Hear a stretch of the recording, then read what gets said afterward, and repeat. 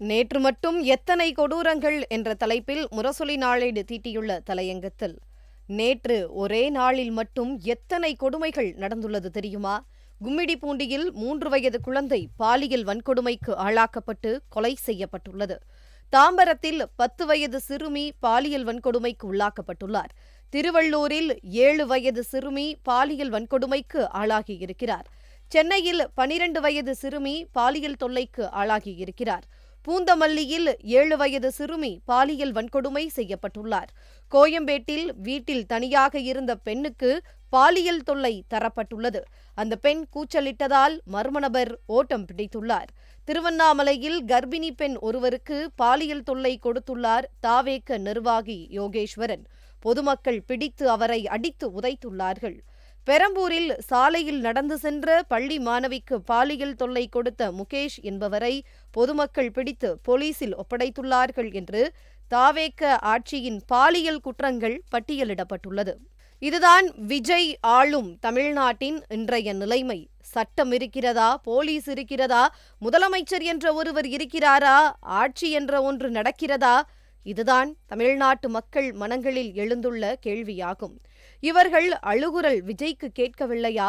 மரண ஓலம் விஜய் காதில் விழவில்லையா? உங்களுக்கு ஒன்று என்றால் இந்த விஜய் வருவான் என்ற சினிமா டயலாக் சிரிப்பு டயலாக் ஆகிவிட்டதே. விஜய் வரவில்லை. ஒன்று மூடிய வீட்டுக்குள் இருந்து விடுகிறார், அல்லது மூடிய தலைமைச் செயலகத்துக்குள் அடைந்து கொள்கிறார். அவ்வளவுதான் என்று விஜயின் அலட்சிய போக்கை முரசொலி சுட்டிக்காட்டியுள்ளது.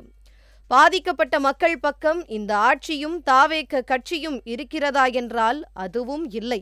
கும்மிடிப்பூண்டியில் 3 வயது குழந்தை பாலியல் வன்கொடுமைக்கு ஆளாக்கப்பட்டு கொலை செய்யப்பட்டுள்ளார். குழந்தையிடம் பாலியல் அத்துமீறலில் ஈடுபட்ட நபரை பொதுமக்கள் பிடித்து போலீசில் ஒப்படைத்துள்ளார்கள். பிபின் மஞ்சி என்ற அந்த நபருடன் 3 பேர் சேர்ந்து அழைத்துச் சென்றுள்ளார்கள். மற்ற 3 இன்னும் கைது செய்யப்படவில்லை. இதனை கண்டித்து கொந்தளித்து போய் பொதுமக்கள் சாலை மறியல் போராட்டம் செய்கிறார்கள். அவர்களிடம் வந்து வாக்குவாதம் செய்கிறார் கும்மிடிப்பூண்டி தாவேக எம்எல்ஏவான விஜயகுமார். மக்கள் கேட்கும் எந்த கேள்விக்கும் அவரால் பதில் சொல்ல முடியவில்லை. குழந்தையின் பெற்றோருக்கு உதவ சென்ற மாதர் சங்கத்தினரை அவர்கள் பக்கத்தில் காவல்துறை அனுமதிக்கவில்லை. மருத்துவமனை பிணவரை வாசலில் விஜய் படத்தோடு 10 பேர் அனைவரையும் மிரட்டும் வகையில் நின்றுள்ளார்கள். ஒரே ஒரு பெண் காவலர் மட்டும் அந்த இடத்துக்கு வந்துள்ளார். இதுதான் சிங்கப்படை செய்யும் செயலா? அவ்வளவுதான் அவர்களுக்கு தரப்பட்ட டியூட்டியா என்று முரசொலி கேள்வி எழுப்பியுள்ளது. கும்மிடிப்பூண்டியில் பாலியல் வன்கொடுமைக்கு ஆளாக்கப்பட்டு கொலை செய்யப்பட்ட சிறுமியின் உடல் பிரேத பரிசோதனைக்கு பின் அந்த பெற்றோரின் விருப்பப்படி கும்மிடிப்பூண்டிக்கு கொண்டு செல்லப்படவில்லை. சென்னை மூலக்கொத்தளத்திலேயே அடக்கம் செய்ய காவல்துறை கட்டாயப்படுத்தியது ஏன்? என்ன செய்கிறது விஜயின் சிங்கப்பெண் படை? அது படையில்ல, ரோந்து செய்பவர்கள். அவர்களுக்கு எந்த அதிகாரமும் கிடையாது. உடுப்பில் நிறத்தை மாற்றியிருக்கிறார் முதலமைச்சர் விஜய், அவ்வளவுதான். மதுரையில் ஒரு பெண்ணை பாலியல் வன்கொடுமை செய்து வீடியோ எடுத்து மிரட்டியிருக்கிறது ஒரு கும்பல். சிங்கப்பெண் படைக்கு புகார் அளித்தும் அந்த தொழிலதிபர் மீது நடவடிக்கை எடுக்கப்படவில்லை என்று கதறுகிறார் பாதிக்கப்பட்ட பெண். இதற்குத்தானா சிங்கப்பெண் படை உருவாக்கப்பட்டது?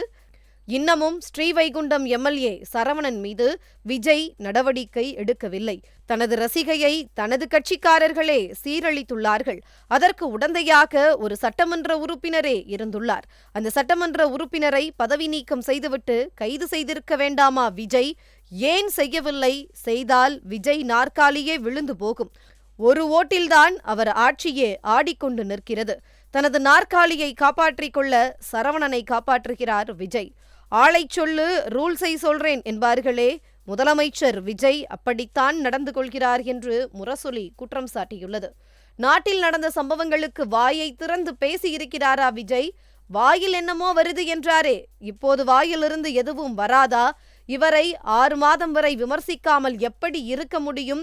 6 மாதத்துக்குள் எத்தனை பாலியல் வன்கொடுமைகளை பார்க்க வேண்டும்? கொள்ளைகளை பார்க்க வேண்டும். அரிவாள் வெட்டுக்கள், பெட்ரோல் குண்டு வீச்சுக்களை பார்க்க வேண்டும். விஜய் ஆட்சி நீடித்தால் நாடு தாங்காது என்கின்ற நிலைமையைத்தான் நம் கண்ணுக்கு முன்னால் பார்க்கிறோம் என்று முரசொலி விமர்சித்துள்ளது.